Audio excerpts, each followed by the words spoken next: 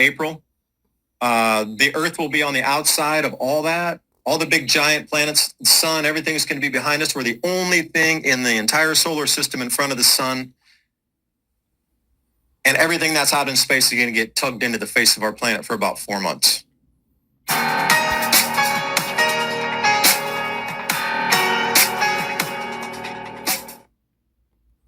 Imminent right now. This is going to reshape our planet here. Perfect. Okay. Now, again, I do need to split some hairs here. Electromagnetism, gravity, and magnetics are all separate yet connected. And will there be gravitational effects because of planetary bodies lining up? That's an unknown. Some people say yes, some people say no. Will there interlooping on toroid fields of magnetic transference or possibility or potentiality occur? Again, some people say yes, some people say no. But until the events happen, we just don't know. But I guarantee we're going to learn a lot about science during this time on interlooping magnetic field currents and how those are affected by the sun and all of our planets and the interplay between those fields. We're going to learn more about this in the next 6 months than we probably have in the last 500 to 800 years in the next 6 months. So these weather fronts are getting incredible. Like every time you look now, when you see these come in, people are going, oh, it's like it was predicted. You see these big fronts coming and people run for their lives, literally, and the hailstones coming down are getting larger and larger and larger. They said a world record hailstone was like 4 pounds and something over in India. And that was a biggie. So these things are starting to uptick. We go next slide. This is event number 1, what we're looking at here. All right, so on the left side, this is October 24th or between 19th and 24th of just in a couple months. On the right side there is 79 AD. And what you see is the 4 gas giants squared up. And this is about the most exact square that I can find going back through the orbital diagrams in the software and using different softwares from Solar System Scope is the one you're seeing here. You can use JPL, Universal Sandbox. But the Earth is coming through on the sandwich between those 4 gas giants. And here's the splitting of a hair. Some say that interlooping of that and the Earth going through the magnetic field from the sun and the magnetic field created by those 4 in this squaring pattern will have no effect or it will have some effect. And again, I'm not really choosing sides on the gravity thing. I am saying absolutely the potential for the human mind to unlock in a different magnetic field and perceive reality different is the thing that is most possible during this, and higher tides too. And again, higher tides would have a very disruptive effect globally. If they come in, there's more velocity, the water's heavier, it's going to rip things to shreds. If it were to, more earthquakes perhaps, but the human resonance field, perception difference, this is my main number 1 thing. It seems like the world is rushing and they don't care how sloppy they are. They need to hit this milestone or get something done before this point. The world awakens, right? So this is coming up in just a couple months. So keep your eyes on this one. A lot of different things should be occurring during this time. You're going to watch a lot of governments respond to this. It's not about the events happening and the government's playing catch up like, oh, there was an earth crack and, our bridge ripped apart from the Mississippi. Let's go repair it. They're going to already have excuses to why it's happening to prevent you from panicking. And then they'll have to put more control. Oh, now there needs to be rationing because we got a bridge broken. Every time one of the events happens, there's going to be more control like a constrictor. Next one, please. Okay, and that's what it's going to look like. So we're going to be on that magnetic field squeeze between the regular sun and then this alignment that only happens once every 2,000 years, this squaring. Now, there's different variations of it. It comes off like a rectangle sometimes. If they come into a line like it did in 1999, that's not the same. This is a square of those. So all those looping fields in on themselves, will it create something larger? That's the thing we will find out from science during this time. And would it have an effect as the Earth passes through 2 magnetic fields? Because normally we only have 1. Now, Jupiter and Saturn, they have their own magnetic fields, but what if those start to interplay on each other? Bank of America said, what if they glow brighter? And then we start to get back into myths and legends. What if these 2, Zeus and what if they start to glow brighter in the heavens where you can see luminosity-wise that, wow, it's much brighter up there. How are they going to respond to that on Earth and keep people calm when 2 planets start glowing brighter just magically in October? This is something to contend with as well, the perception management. Okay, and that'll be in the middle of October here to the end of October. So that's event number 1.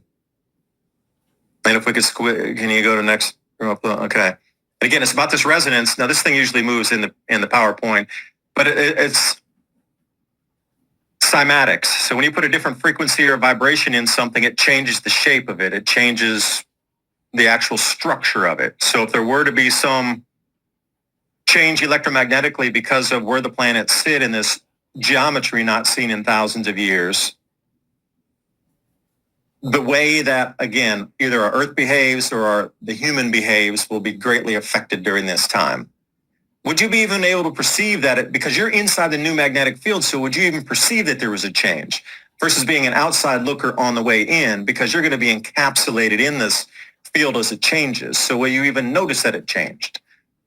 That's another question. There's a lot of, things that are unknowns at this point. Can we go to the next one? And now this is another big thing. And you can't tell me with a straight face 2 weeks ago, they started to put out all these news articles that now we have an electric field from 100 miles up all the way to the ground that has this electric frequency in it all the way around the whole planet that somehow they just discovered last 2 weeks ago. They've been talking about this for thousands of years. They talked about the ether. Tesla was tapping into this thing for wireless electricity in the 1880s. And suddenly just this last 2 weeks, they found it. They quote unquote discovered it. And the amount of news headlines on this thing, if you're into the science news, it was like the number one news headline. They verified that there's a millivolt charge and actually voltage charge difference between the ionosphere and our ground. That you could maybe tap that and create electricity and atmospheric harvest it. And then people are now suddenly, well, you know what? Not enough minerals. Let's just go ahead and use this new system. This is way better than building solar panels. Are you kidding me? All right, what's the next one there then? I've got just to pull up here. This is please do. Yeah, that's the one. Yeah, right there. That was off the NASA feed.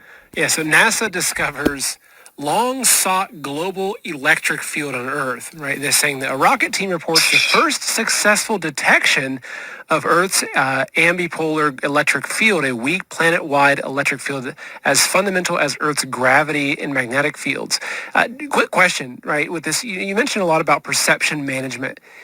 Do you think that they're coming out and talking about this because they realize that more and more people are becoming aware of it and they have to be able to be in front of it? Because if ordinary citizens like Ashton Forbes, for instance, who's been researching the MH370 and alternative electricity, that it's like that the average person is now talking about this stuff and talking about ether and electroculture, and that they're now trying to get out in front of it, and then they're going to have to maybe unveil it in a way they can control and they can, kind of manipulate.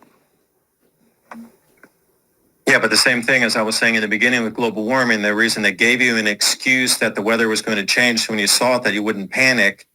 The same thing with the green agenda where they were saying windmills, solar panels, electric cars. Okay, they knew right from the beginning there wouldn't be enough copper in the world to do. They have to mine more copper in the next 30 years than they did in the last 2,000 years to make this green transition work. So that's simple math, 30 years or 2,000 years. That's a big difference. But imagine moving over into this atmospheric harvesting. Oh, we just hopscotch that. And then suddenly they have anti-gravitics. We don't need the roads any longer. They have all of these, perpetual energy devices that are spinning. And I bet a lot of them will be based on using magnets and opposite rotational disks that'll provide you with electricity forever. But I guarantee they're not going to give it to you for free. It'll be another meter-based system or something. They'll try to say you have to pay for the Earth's magnetic field somehow, or you have to rent the device or something like this. It's very strange that all of this planetary magnetic field change talk is around the circles as well, coming out into the mainstream. And suddenly in the same weeks leading up to that October event, suddenly they find that the Earth's magnetic field, did you see what the most important thing is? It's as important as gravity. Now, for me, gravity is a big, very important part of keeping your feet on the ground. So if they're saying the atmospheric charge is just as important as gravity, well, then I think our scientists are not really scientists. They're quacks and shills. If they couldn't figure that out already, come on. Exactly. So that helps explain this then, what you're talking about. That they're saying... Yeah, it's called the global electric circuit, and I forgot to label that. Global electric. Eugene Bagashov is the expert on that. I see. Okay. So I'll let you continue with the presentation. Oh, please. And it's only a few more slides, so then it's kind of, these next ones are very easy to understand.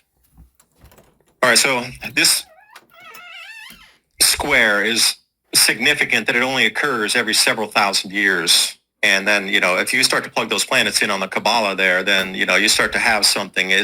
For me, it's the beginning of the cycle. Not every planet plugs in cleanly. So if you roll around over the next, multiple years, decades, whatever, you can find the completion point where that would plug in the bottom and then finish that cycle.